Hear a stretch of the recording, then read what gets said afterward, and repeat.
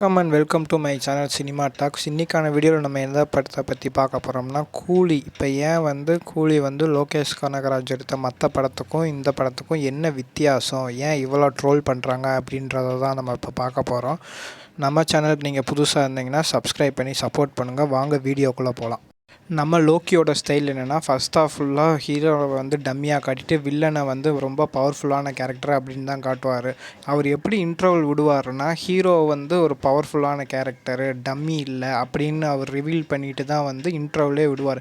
அது மட்டும் இல்லாமல் கிளைமேக்ஸில் அவருக்கும் இவருக்கும் ஃபேஸ் ஆஃப்லாம் வச்சு தான் முடிக்கிறது தான் லோக்கியோட ஸ்டைலு. ஆனால் இந்த கூலி படத்தில் அதெல்லாம் மிஸ்ஸிங். அப்படிலாம் நம்ம பழைய லோகேஷ் படத்தில் நான் பார்த்ததே இல்லையே அப்படின்னு சொன்னீங்கன்னா, நான் சொல்கிறேன், ஒரு 3 படத்தை சொல்கிறேன். அந்த 3 படத்தோட கதையும் இமேஜினேஷன் பண்ணி பாருங்கள். அவர் அப்படி தான் அந்த கதையெல்லாம் முடிச்சிருப்பார். ஃபஸ்ட்டு நம்ம கைதி படத்தை எடுத்துக்கிட்டால், போலீஸ்காரங்க வில்லங்கிட்ட இருந்து ஒரு 100 கோடி பொருளை கைப்பற்றிடுவாங்க. அதை திரும்ப வில்லன் எடுக்க வருவாங்க. அந்த இதை தடுக்கிறதுக்காக ஒரு ஹீரோ வேணும். அந்த ஹீரோ யாருன்னா, நம்ம கைதி படத்தில் நடித்த கார்த்தி. அவர் யார் அப்படின்னா, ஜெயிலேருந்து பரோலில் வந்த ஒரு கைதி. எதுக்கு அவர் ஜெயிலில் பரோலுக்கு போனாருன்றது ஒரு ஃப்ளாஷ்பேக் வச்சுருப்பாங்க. அது மட்டும் இல்லாமல் இன்னொரு பிக்கஸ்ட் என்னென்னா, ஒரு எமோஷ்னல் கனெக்ட். இதுதான் காலங்காலமாக தமிழ் சினிமாவில் பண்ணிக்கிட்டு இருக்க ஒரு எமோஷ்னல் கனெக்ட். என்னன்னா, அவர் தன்னோட குழந்தைய பிறந்ததுலேருந்து பார்க்கவே இல்லை. அவர் அப்போ தான் பார்க்க போகிறாரு. 3 கேங்காக பிரிஞ்சுட்டாங்க. ஃபஸ்ட்டு கேங்லேருந்து தப்பிச்சாராரு. 2வது கேங்கில் ஹீரோ மாட்டிறாரு. அவ்வளோதான்டா, ஹீரோவுக்கு ஜோலி முடிஞ்சுடா அப்படின்னு நினைக்கிறப்ப அந்த ஒரு ஃபைட் சீன் வரும். அந்த ஃபைட் சீனுக்கு முன்னாடி ஒரு டைலாக் பேசுவார். 10 வருஷமாக உள்ளே இருந்தேன்னு மட்டும்தானே சார் தெரியும், உள்ளே இருக்கிறதுக்கு முன்னாடி என்ன பண்ணிக்கிட்டு இருந்தேன்னு தெரியாதுல்ல சார் அப்படின்னு அந்த டைலாக் தான் ஒரு பீக் பாயிண்ட்டு. அங்கே தான் லோகேஷ் கனகராஜ் இன்ட்ரோல் விடுவார். அது மட்டும் இல்லாமல் செகண்ட் ஹாஃப்லேயும் ஒரு ஃபைட் சீன் வரும். அந்த ஃபைட் சீனில் ஒரு எமோஷ்னல் கனெக்ட்டு, ஹீரோவை குத்தி போட்டுருவாங்க. அங்கே ஒரு எமோஷ்னல் கனெக்டாக என்ன தேவைப்பட்டுச்சு அப்படின்னா, அந்த அவர் குழந்தைக்காக வாங்கி வச்ச ஜிமிக்கி, அந்த ஜிமிக்கியை போட்டு உடச்சிட்றாங்க. இப்போ ஆடியன்ஸே ஹீரோ எந்திரிச்சு அடி பொழக்க போகிறாண்டா அப்படின்னு நினைக்கிறப்ப ஹீரோ எந்திரிச்சு அடி பொழந்துருவார். அது மட்டும் இல்லாமல் லாஸ்ட் சீனில் அந்த 10 வருஷம் என்ன பண்ணிக்கிட்டு இருப்பார் அப்படின்றத டைரக்டர் ஒரு ஹிண்ட்டாக கொடுத்து தான் முடிச்சிருப்பார். யாருன்னு அவன் எல்லாத்தையும் மொத்தமாக களைச்சி விட்டு போயிட்டான் அப்படின்னு சொல்லிட்டு, அந்த கீழே லேபர்ஸ்லாம் லீடர்கிட்ட கேட்கும்போது அவன் பேர் டில்லி அப்படின்னு சொல்லிட்டு தான் அந்த கதையவே முடிப்பாங்க. இது செகண்ட் பார்ட்டு கூட லீட் விட்டுருப்பாங்க. விக்ரமோட கதை என்னென்னா, 2 கண்டெய்னரை காணோம். அதுக்காக ஹீரோவை கொண்டுடுறாங்க. அந்த கொலையை கண்டுபிடிக்கிறதுக்காக போலீஸ்காரர் வராரு. அவர் யாருன்னா அமருன்ற ஒரு கேரக்டரு.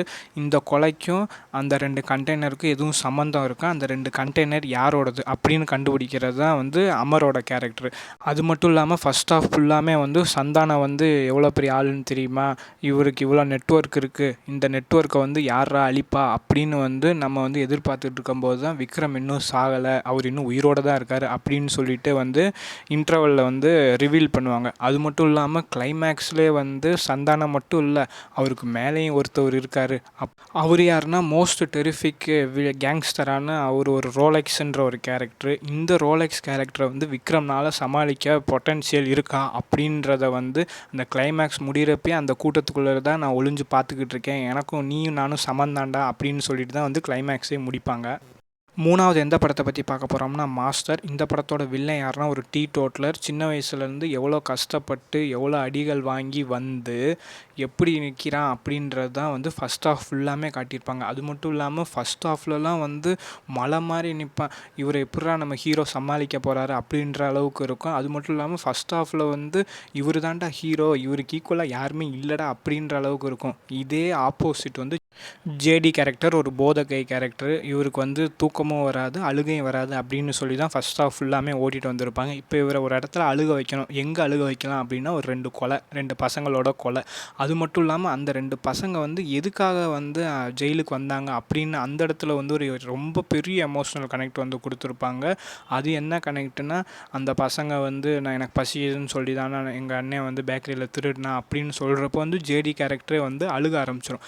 அப்போ ஒரு ஃபைட் வேணும். அப்போ ஹீரோ வந்து அனுப்பிச்சிருப்பார், இவன்லாம் ஒரு ஆளே இல்லைடா அப்படின்னு சொல்லிட்டு ஒரு 4 பேரை. அந்த 4 பேர் என்ன பண்ணுவாங்க, இப்போ இவர் ஹீரோவே அழுதுகிட்டு இருக்காரு, அப்போ போய் அந்த லெட்டரை கிழிச்சு போடுவாங்க. இப்போ வந்து ஆடியன்ஸை வந்து அவனை போட்டு அடிடா அப்படின்ற அளவுக்கு வந்து ஒரு பெரிய எமோஷ்னல் கனெக்ட் ஆகி அவரை போட்டு அடின்னு அடித்து அங்கே ஒரு இன்டர்வல். ஆனால் இப்படி ஒரு இன்டர்வல் பிளாக் வந்து எந்த ஒரு பீக்கில் இருக்கிற ஆக்டர்ஸும் ஒத்துக்க மாட்டாங்க. ஆனால் இவங்க வந்து ஒத்துக்கிட்டு எந்த ஒரு கேரக்டர் வந்து நான் அவனை கொலை பண்ண வரேன்டா அப்படின்னு சொல்கிற கேரக்டர் வந்து கொஞ்சம் பவர்லெஸ் ஆகும். எந்த ஒரு கேரக்டர் வந்து தன்னை கொலை பண்ண வரான்னு சொன்னவனை வந்து ஐ எம் வெயிட்டிங் அப்படின்னு சொல்லி முடிக்கிற கேரக்டர் தான் வந்து ரொம்ப பவர்ஃபுல்லான கேரக்டர். ஆனால் இந்த படத்தில் வந்து அது அப்படியே ஆப்போசிட்டாக வந்து வில்லன் கேரக்டர் வந்து சொல்கிற மாதிரி முடிச்சிருப்பாங்க. அது மட்டும் இல்லாமல் கிளைமேக்ஸ் ஃபைட்லேயும் வந்து ஒரு ஃபேஸ் ஆஃப் வச்சு அதுவும் அந்த கிளைமேக்ஸ் ஃபைட்ஸ்லாம் சூப்பராக இருக்கும். அப்படி தான் வந்து மாஸ்டர் படத்தையே கூட முடிச்சிருப்பாங்க. ஆனால் லோகேஷ் கனகராஜ் கடைசி அடுத்த 2 படம், அதாவது கூலி, லியோ. இப்போ லியோ படத்தையே எடுத்துக்கிட்டால் வந்து ஹீரோ வந்து ஒரு பெரிய தப்பு பண்ணி அவர் தலைமறைவாக வாழ்ந்துக்கிட்டு இருப்பார். இன்ட்ரோல் பிளாக்கில் தான் வந்து லியோவாக இருந்தால், பார்த்திபனாக இருந்தால் 4 பேர் போனால் போதும், லியோவாக இருந்தால் ஒரு ஊரே போனாலும் பத்தாது அப்படின்ற மாதிரி பெரிய பில்டப் சீன்லாம் வச்சுருப்பாங்க. ஆனால் வில்லனுக்கு வந்து இந்த மாதிரி ஒரு பில்டப் சீன் வச்சுருந்தாங்களான்னு கேட்டால் இல்லை. ஏன்னா வில்லனுக்கு வந்து அவர் சும்மா மூஞ்சியில் பொடியை தூவி போட்டு 4 பேரை குத்தி சாகடிச்சுடுவார். இவ்வளோ தான் வந்து லியோ படத்தோட வில்லனுக்கான பவர்ஃபுல்லான கேரக்டரு.